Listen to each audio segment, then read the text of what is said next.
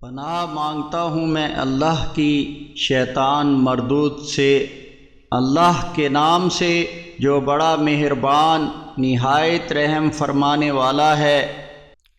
جن لوگوں نے اللہ سے ملاقات کو جھٹلایا وہ یقیناً خسارے میں پڑ گئے،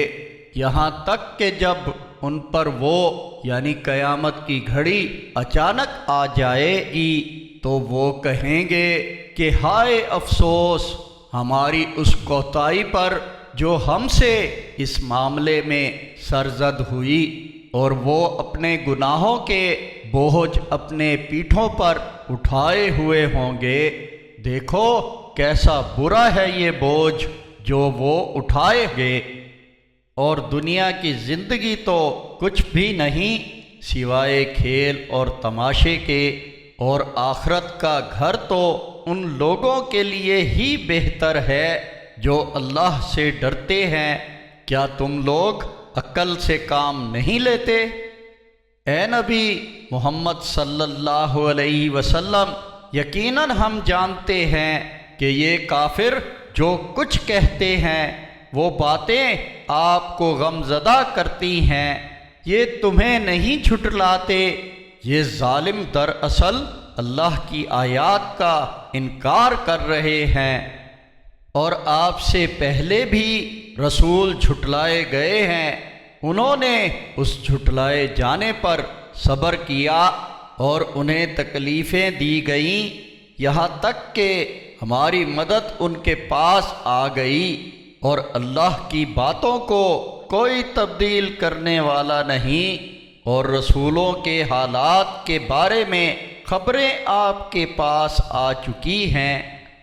اور اگر ان کافروں کی بے رخی آپ سے برداشت نہیں ہوتی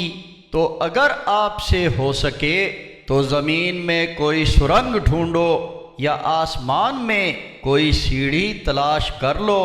پھر لے آؤ ان کے پاس کوئی معجزہ نشانی، اور اگر اللہ چاہتا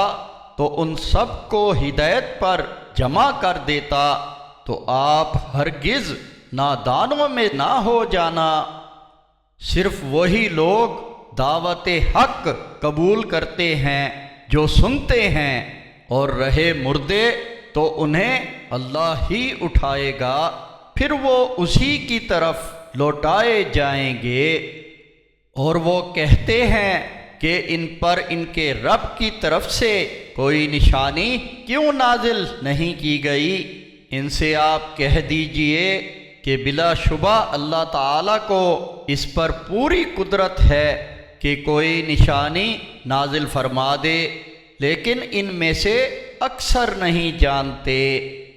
اور نہیں ہے زمین پر چلنے والا کوئی جانور اور نہ کوئی پرندہ جو اپنے دو پروں سے اڑتا ہے، الا یہ کہ وہ سب تمہاری ہی طرح کے گروہ ہیں۔ ہم نے کتاب کے لکھنے میں کوئی کوتاہی نہیں کی، پھر یہ سب اپنے رب کے پاس اکٹھے کر دیے جائیں گے۔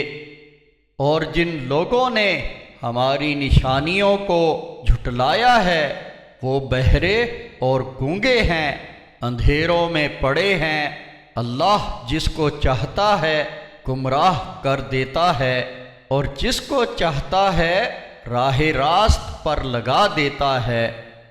آپ ان کافروں سے کہہ دیں، کیا تم نے غور کیا ہے کہ اگر تم پر اللہ کا عذاب آ جائے یا قیامت کی گھڑی آ پہنچے